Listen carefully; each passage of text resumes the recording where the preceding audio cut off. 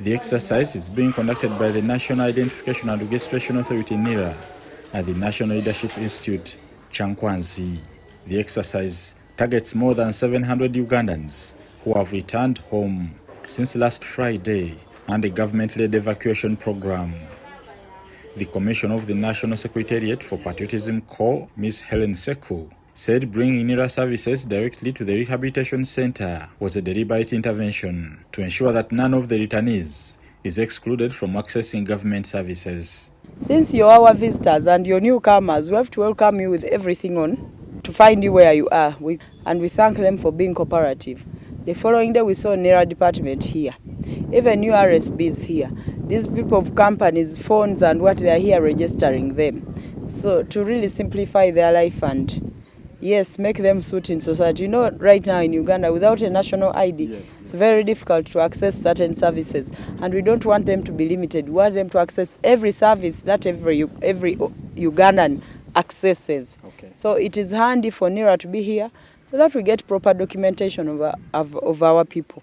The senior registration officer at NIRA, Captain Darius Turiahikayo, said the registration exercise has progressed smoothly since it began earlier this week at the center. Communities who have returned, we have so far done 410, inclusive of adults above 18, both male and female, and children, because, you know, as NIRA, we are supposed to register everyone from 0 years, and we are trying to encourage registration of babies, of children. So we took up that chance to also register the children who have come. The process is very seamless, and they have been so cooperative. He assured the returnees that all eligible applicants would receive their national identity cards before leaving Kyankwanzi. And we promise that even the last batch of the IDs will be issued before each one leaves this premise. That is a promise which was made by the ED, and we have to fulfill the promise. According to Seku, the objective is to ensure that the returnees leave Kyankwanzi equipped with knowledge, skills and information that will enable them to earn sustainable livelihoods instead of seeking opportunities abroad under difficult circumstances. We've brought them to Kyankwanzi to ideologically align them and show them that government is not their enemy, but it's an entity willing to work with them and make their lives better. That's why you see on our programs we have brought different speakers, like the PDM. How should they benefit from PDM as returnees? We have also brought a Myoga group. They've already talked to them. We have brought local government, the opportunities in the communities. How should they tap into the different government programs to make wealth, to make money? You know, it's always good to be gumite.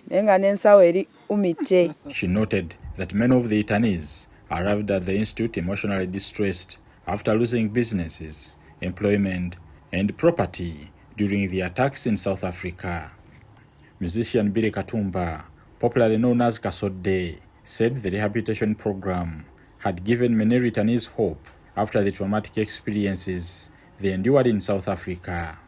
Kuba mwaka fananyi wali wazze taina muntu gwamanyi taina gwajukira nti oba ina communication naye bamutadde Butesco airport nga ina kufuna ntambule muzza gyalina okugenda tomanyi na jogenda wafaanana watya tomanyi na jogenda mbeera kyeriyo olabanga oba oli awo obuzibu twali bufunye oluvannyuma lw'okutuleeta wano nalabanga oba oli awo baatuyamba kubanga titwalina kumanya kwonna jukira omaze ebbanga toli mu nsi tomanyi kitambula.